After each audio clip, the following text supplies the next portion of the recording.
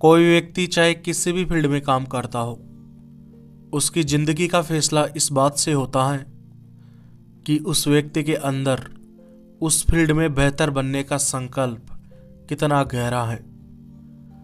उसकी जिंदगी का फैसला इस बात से होता है कि वह अपने दिमाग की सीमाओं को तोड़ने का कितना ज़्यादा इच्छुक है। एक व्यक्ति खुद के बारे में कैसा सोचता है, कैसा महसूस करता है, यह इस बात पर निर्भर करता है कि वह व्यक्ति खुद को अपने क्षेत्र में कितना काबिल समझता है या किसी क्षेत्र में खुद को कितना कारगर समझता है। आप किसी भी क्षेत्र में काम करते हो, यदि आपको ऐसा महसूस होता है कि आप उस क्षेत्र में पर्याप्त अच्छे नहीं हैं या काबिलियत से लबरेज नहीं है, तो आप खुश और आत्मविश्वासी महसूस नहीं करते हैं। अपराजेय बनो, अनबीटेबल बनो, इनविंसिबल बनो। इस टॉपिक को मैं आपको कुछ बिंदुओं में समझाने का प्रयास करता हूं।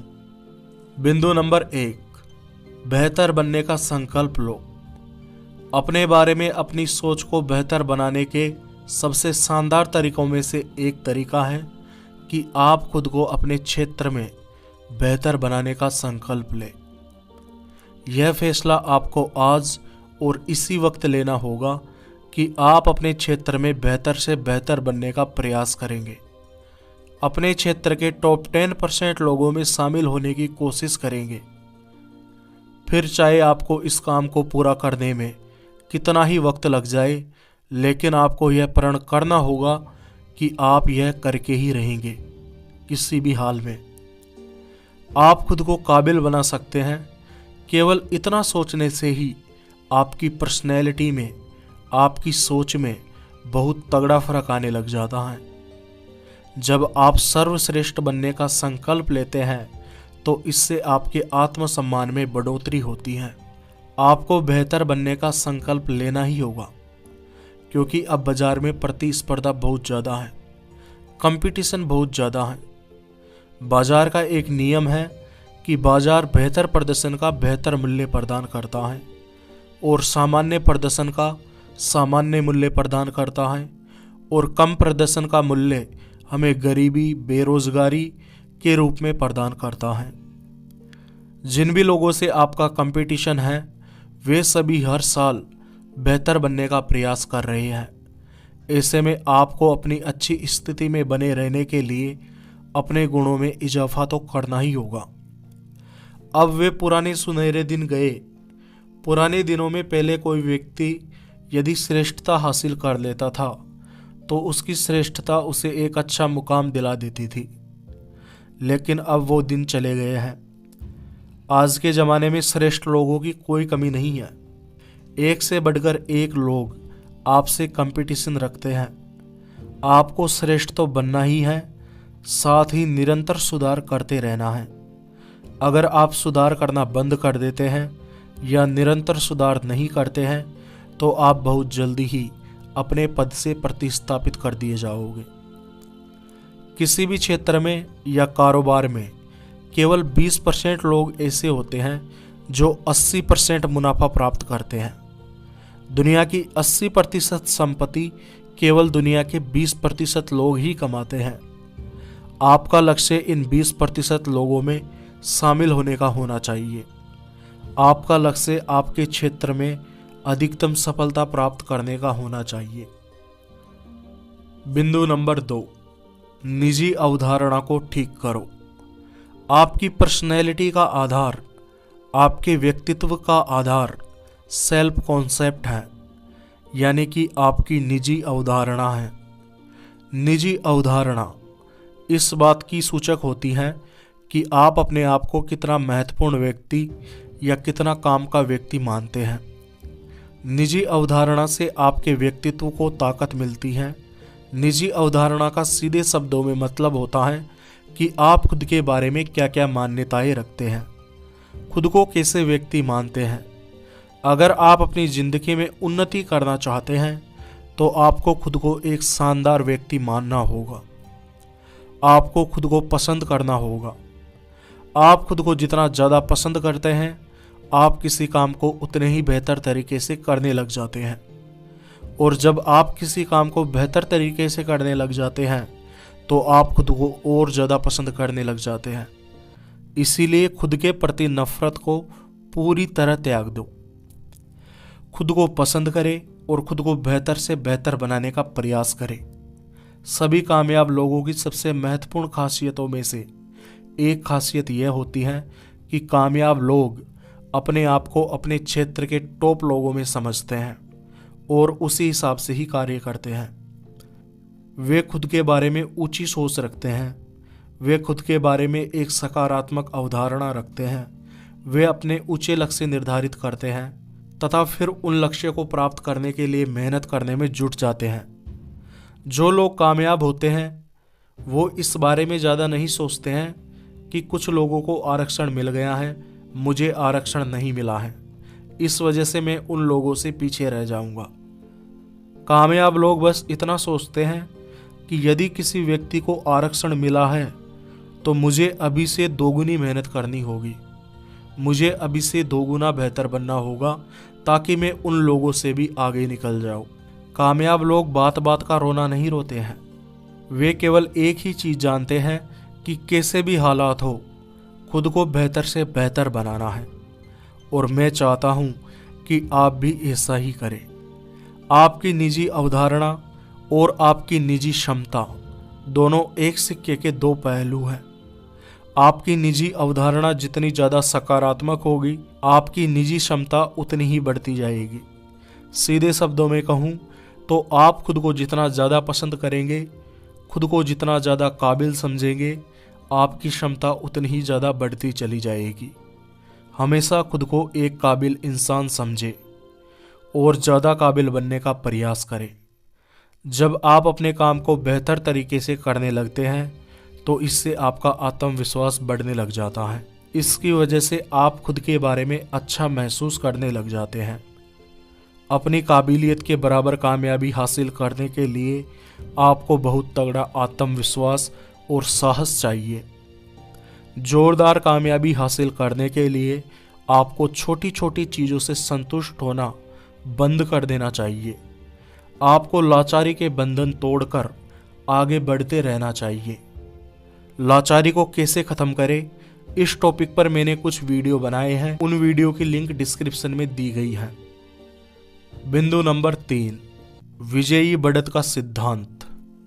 विजयी बढ़त का सिद्धांत कहता है कि योग्यताओं में थोड़ा सा अंतर परिणामों में बड़ा अंतर ला देता है। इसीलिए आप अभी जितने योग्य हैं उससे ज़्यादा योग्य बनने की कोशिश करें। हकीकत यह है कि आपको अपने वर्तमान परिणाम से ज़्यादा और तगड़े परिणाम पाने के लिए अपने क्षेत्र में दूसरे लोगों से केवल 3% ज़्यादा बेहतर बनने की आवश्यकता है। अगर अन्य लोगों से 3% ज़्यादा बेहतर होने का प्रयास करते हैं तो एक न एक दिन आप भी उस क्षेत्र के टॉप 10% में आने लग जाते हैं। देखा जाए तो अपने क्षेत्र के टॉप 10% में पहुंचना उतना भी कठिन नहीं है जितना कि आप समझते हैं, क्योंकि प्रत्येक व्यक्ति को आपकी ही तरह आलस आते हैं, आपकी ही तरह उनका भी काम ना करने का मन होता है। इसीलिए अधिकतर लोग काम को नहीं करते हैं। लेकिन यदि आप अपने आलस पर नियंत्रण करके काम करते रहते हो तो आप बहुत जल्द ही उन सभी लोगों से आगे निकल जाओगे जो केवल आगे बढ़ने की सोच रहे हैं, कर कुछ नहीं रहे हैं। अधिकतर लोग तो जैसा काम करते हैं उसी में संतोष कर लेते हैं और उसे बेहतर बनाने का कोई भी प्रयास नहीं करते हैं। वे अपने काम की क्वालिटी बढ़ाने के तरीकों को नहीं खोजते हैं और काम करने के तुरंत बाद वो मोबाइल चलाने लग जाते हैं, मूवीज़ देखने में व्यस्त हो जाते हैं या टेलीविज़न देखने लग जाते हैं। दूसरी ओर आप फालतू मज़े करने के बजाय थोड़ा बहुत अतिरिक्त कार्य करते हैं तो आप उन लोगों से काफ़ी आगे निकल जाओगे जो अपना समय मोबाइल या टेलीविज़न देखने में बर्बाद कर रहे हैं। हकीकत बात यह है कि आप जब तक यह महसूस नहीं करते कि आप अपने काम में बहुत अच्छे हैं तब तक आपका वास्तव में खुश रहना असंभव है। आपकी खुशी के लिए आवश्यक है कि आप अपने कार्य में बेहतर बने। मैं आपसे यहाँ यह नहीं कह रहा हूँ कि मज़े करना गलत है। मैं यहाँ आपसे यह कहना चाहता हूँ कि गलत मज़े करना गलत है, सही मज़े करना सही है। मज़े का भी एक टाइम होता है, उसी टाइम में मज़े करो। हर टाइम मज़े मारना आपकी सक्सेस के लिए अच्छा नहीं है। बिंदु नंबर 4, मुख्य परिणाम क्षेत्र पर केंद्रित हो। यह बिंदु इस वीडियो का सबसे महत्वपूर्ण बिंदु है। इसे धैर्य के साथ में समझने का प्रयास करें। मुख्य परिणाम क्षेत्र को यदि मैं आसान शब्दों में कहूँ तो मुख्य परिणाम क्षेत्र वे क्षेत्र होते हैं जो आपको ज़्यादा परिणाम प्रदान करते हैं। आप चाहे कोई सा भी काम करते हो, आपको उस काम को करने के लिए कई चीज़ें करनी पड़ती हैं, परंतु मुख्य परिणाम क्षेत्र का नियम कहता है कि आपको सबसे पहले वह चीज़ करनी है और सबसे ज़्यादा वह चीज़ करनी है जिससे ज़्यादा से ज़्यादा परिणाम उत्पन्न हो। जैसे यदि आप किसी परीक्षा में सफल होना चाहते हैं तो आपको उन प्रश्नों को ज़्यादा पढ़ने की आवश्यकता है जिनके आने की संभावना बहुत ज़्यादा है। हमें किसी भी क्षेत्र में बेहतर बनने के लिए कई काम करने पड़ते हैं। जैसे उदाहरण स्वरूप यदि हमें एक स्वस्थ व्यक्ति बनना है तो हमें इन 4 चीज़ों पर ध्यान देना होगा: सही आहार, सही भोजन, सही वजन और सही आराम। एक अच्छे स्वास्थ्य को बनाने के लिए ये 4 चीज़ें मुख्य परिणाम क्षेत्र में आती हैं। बाकी अन्य चीज़ें उतनी इम्पोर्टेंट नहीं हैं। ठीक उसी प्रकार आपको किसी भी क्षेत्र में आगे बढ़ने के लिए कुछ मुख्य कामों को चुनना है और उनमें एक्सपर्ट बनना है। आपको उन कामों में इतना बेहतर बनना है कि जब भी उस काम के बारे में कोई बातचीत करे तो लोग आपके बारे में यह कहे कि यह कार्य तो वही बंदा करेगा। वही बंदे से मेरा मतलब है आप खुद। इस चीज़ को मैं आपको एक और उदाहरण के द्वारा समझाता हूँ। जैसे आप एक सेल्समैन हो तो आपके लिए कुछ काम ऐसे होंगे जो महत्वपूर्ण होंगे, जिनसे आपको ज़्यादा से ज़्यादा परिणाम मिलेंगे। अगर आप एक बिजनेसमैन हो तो आपके कुछ प्रोडक्ट ऐसे होंगे जिन पर यदि आप बेहतर तरीके से कार्य करें तो वे अन्य प्रोडक्ट्स की तुलना में आपको ज़्यादा मुनाफा प्रदान करेंगे। कुल मिलाकर आपको अपने क्षेत्र में सफल बनने के लिए ऐसी योग्यताओं तथा ऐसे कार्यों को चुनना है जो आपको बहुत ज़्यादा परिणाम प्रदान करे, और आपको ऐसी योग्यताओं और ऐसे कार्यों पर ज़्यादा से ज़्यादा काम करना है ताकि आप ज़्यादा से ज़्यादा परिणाम हासिल कर सकें। मैंने इसे मुख्य परिणाम क्षेत्र का नाम देकर आपको आसान भाषा में बताया है। वैसे इस नियम को कहते हैं की रिजल्ट एरिया। अपने की रिजल्ट एरिया को ढूंढो और काम करना शुरू हो जाओ। मैंने कई लोगों को देखा है जो कहते हैं कि मैं बहुत मेहनत करता हूँ, दिन के 10-10 घंटे काम करता हूँ, लेकिन मैं फिर भी सफल नहीं बन रहा हूँ। लेकिन जब मैं उनके काम को देखता हूँ तो मुझे पता चलता है कि वे मेहनत तो बहुत कर रहे हैं, लेकिन वे गलत चीज़ों पे मेहनत कर रहे हैं। वे ऐसी चीज़ों पे मेहनत कर रहे हैं जो उन्हें परिणाम प्रदान नहीं करती हैं या कम परिणाम प्रदान करती हैं। लेकिन ज़िंदगी में आगे बढ़ने के लिए केवल मेहनत करना पर्याप्त नहीं होता है, बल्कि सही दिशा में और सही चीज़ों पर मेहनत करना जरूरी होता है। इसीलिए एक बार इस बात पे विचार जरूर करें और अपने आप से पूछे कि मैं अभी जिस काम को कर रहा हूँ, क्या यह काम मुझे भविष्य में कामयाब और सफल व्यक्ति बनाएगा। खुद से सवाल पूछे कि मुझे सफल बनने के लिए क्या इस काम को करने की ज़रूरत है। यदि हाँ तो ही करें, वरना ऐसे कामों को ना करना आपके लिए बेस्ट ऑप्शन है। बिंदु नंबर 5, अपनी स्थिति का सही निर्धारण करें। किसी भी क्षेत्र में प्रोग्रेस करने से पहले आपको अपनी वर्तमान स्थिति का सही निर्धारण कर लेना चाहिए। आपको इस बात का पता लगा लेना चाहिए कि आपकी वर्तमान में हालत क्या है, या आप वर्तमान में कितने पानी में हो, इस बात का पता लगा लेना चाहिए। जैसे यदि आपका वज़न ज़्यादा है तो सबसे पहले आपको आपका वजन मापना चाहिए, फिर उस हिसाब से योजनाएं बनानी चाहिए। अपने की रिजल्ट एरिया को लिख ले। की रिजल्ट एरिया का मतलब मैंने अभी थोड़ी देर पहले आपको समझाया था। की रिजल्ट एरिया का मतलब होता है मुख्य परिणाम क्षेत्र या इम्पोर्टेंट चीज़ें। तो अपने मुख्य परिणाम क्षेत्र को लिख ले।